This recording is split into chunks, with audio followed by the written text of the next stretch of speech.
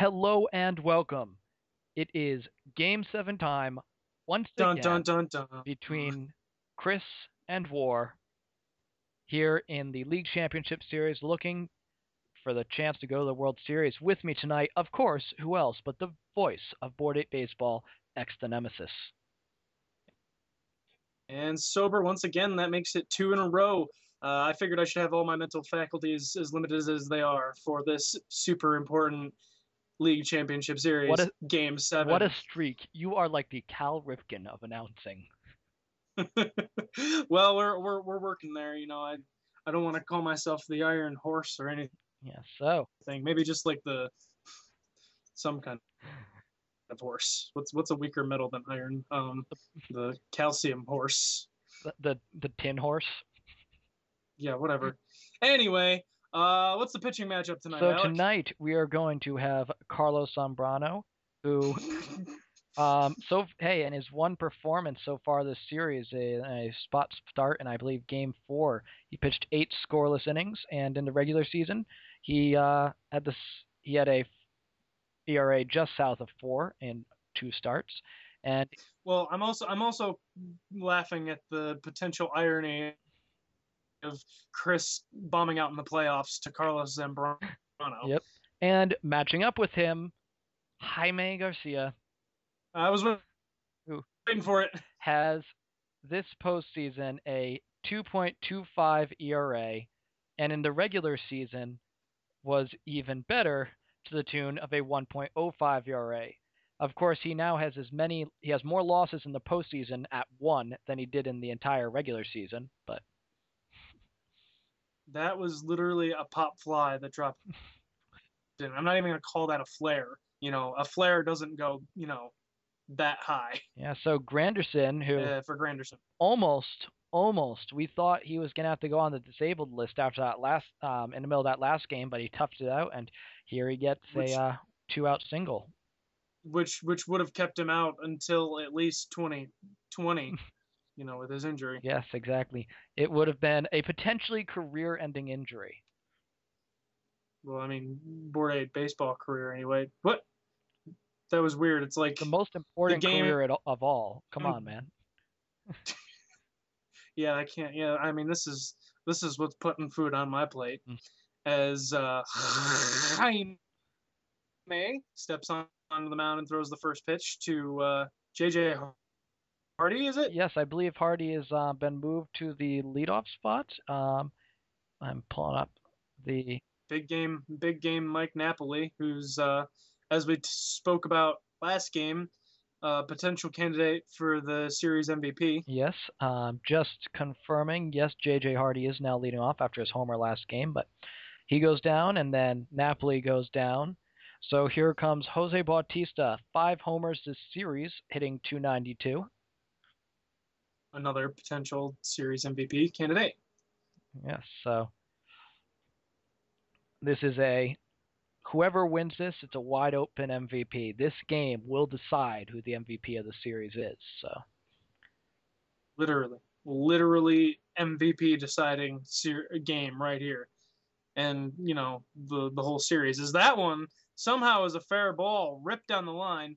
Runner's gonna go to second. The throw is just a second too late as Joey Bats slides in there under the tag for a 2-out yeah, and double. now Adam Dunn, who was the consensus regular season MVP candidate, drives that one, but it's going to be an out.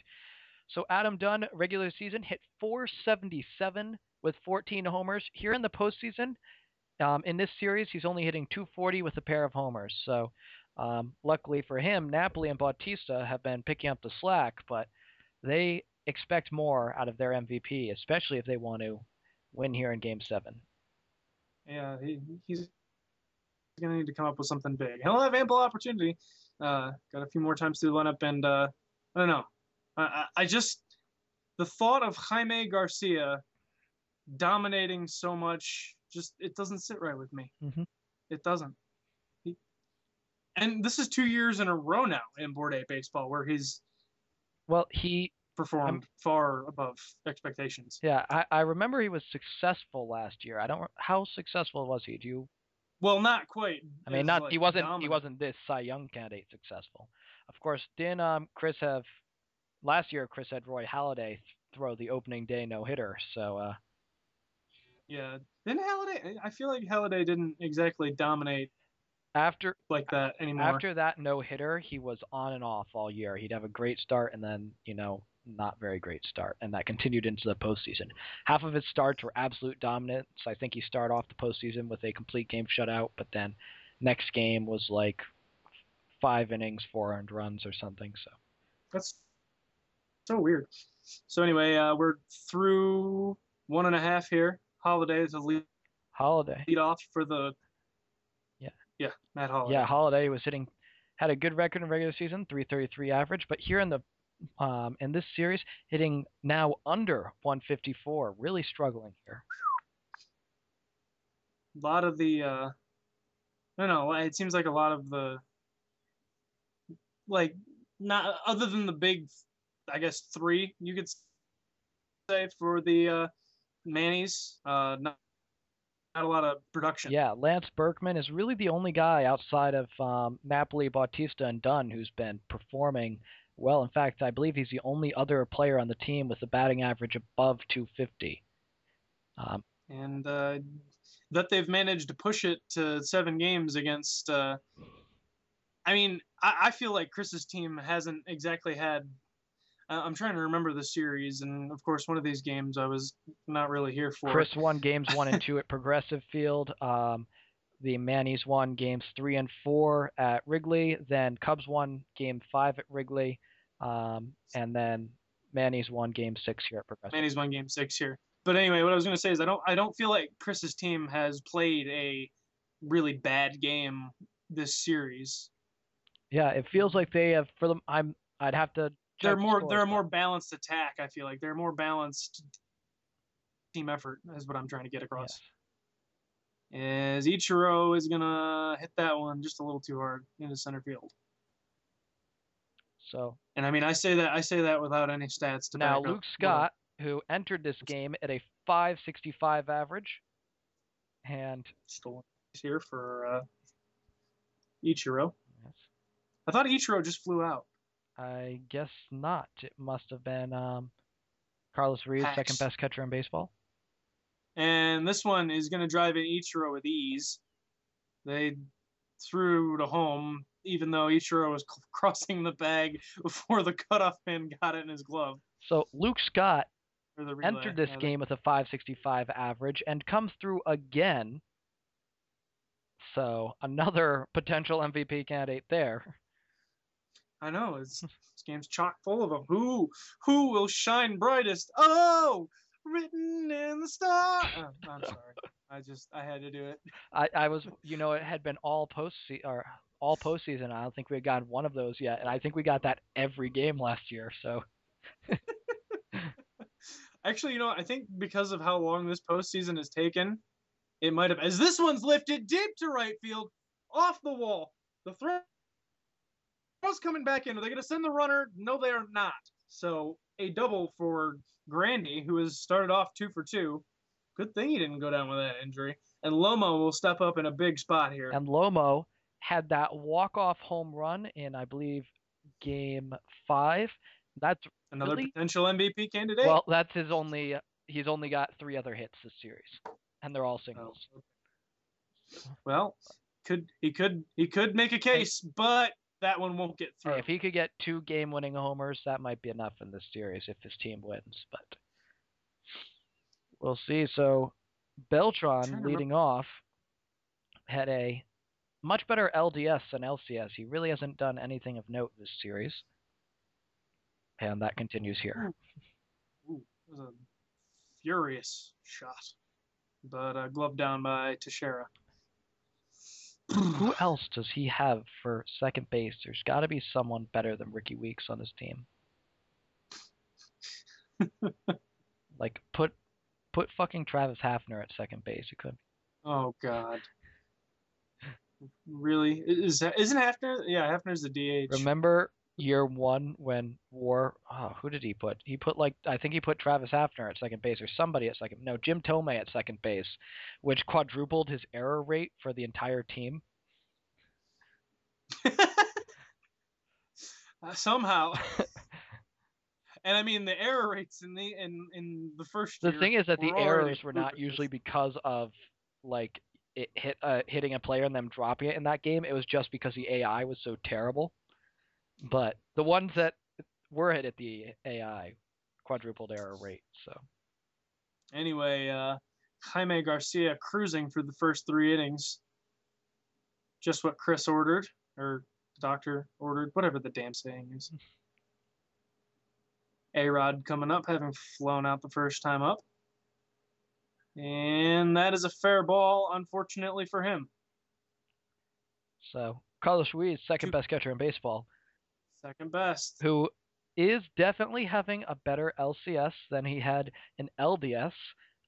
Because if I remember correctly, as my screen is loading, he was over. Yes, he was over the series in the LDS. I'm sure Chris loved watching that.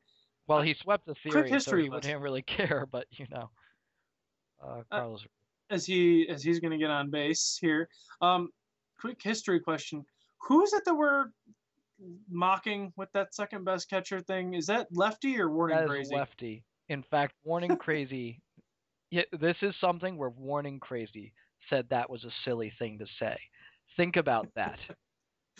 Oh dear. I was going to say this is going to be 2, but we were already at 2 outs. Warning Crazy is a more legitimate sports fan than Lefty. Oh, Lefty. Oh, Lefty. So, Napoli. Who golfs that one, like, off his shoelaces for a single. With a bit of the Vlad Guerrero going right there. And that'll bring up Joey Bats. Doubled in his first at bat here. You want to try and, I don't know, get Garcia's pitch count up, get him out of there, because the longer this goes on, the more bleak it gets. And, okay, Garcia makes a nice play. I thought he was going to try and go to second. Wisely, he does not. And up steps Dunn, the aforementioned MVP, who has been struggling. Yes, Dunn just hasn't been able to get it together against Chris's pitching, and he will advance the runner, but now there are 2 outs for Matt Holliday. Well, on one hand, I always feel like it's good to advance the runner, especially Napoli, who's not really speedy. And that's even worse because in this game, nobody's speedy. On the other hand, you have a guy with a 308 OPS coming up now. When your OPS would be a bad on base percentage, then you know you're in trouble. But Holliday is going to come up in the clutch here and drive in the run from third base. So Dunn's productive out leads to a run, an equalizing run. So, hey, they play the small ball. They get the clutch hit. Yes, War known for his small ball, in fact. He's, you know what, I'm not even going to do it. Yep. No, I'm above that. Is that a first for you? That's saying a lot for me. I'm glad I got it in there before you said it. And another single. So getting the pitch count up. And he's going to go to third and make it rather easily there. Aggressive base running by the Mannies. And up steps Hafner with an RBI opportunity. Garcia wobbling a little bit here. Yes. And quickly falls behind 2-0 to Hafner, who's locked in for a power swing the whole way. Basically because that's all he can do. Yeah, but hey, he has definitely shown the power this season. The 3-1. And, ooh, that looked hittable. Yeah. The payoff pitch. And he's going to pop that up into foul territory. Will the second best catcher in baseball? He will get it. With the second best. You know, the third best catcher in baseball won't have caught that.